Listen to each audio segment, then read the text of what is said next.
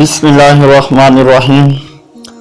حضرت ابو ہریرہ رضی اللہ تعالی عنہ سے روایت ہے کہ نبی کریم صلی اللہ علیہ وسلم نے فرمایا، جس نے عمدن مجھ پر جھوٹ بولا وہ آگ میں اپنا ٹھکانہ بنا لے۔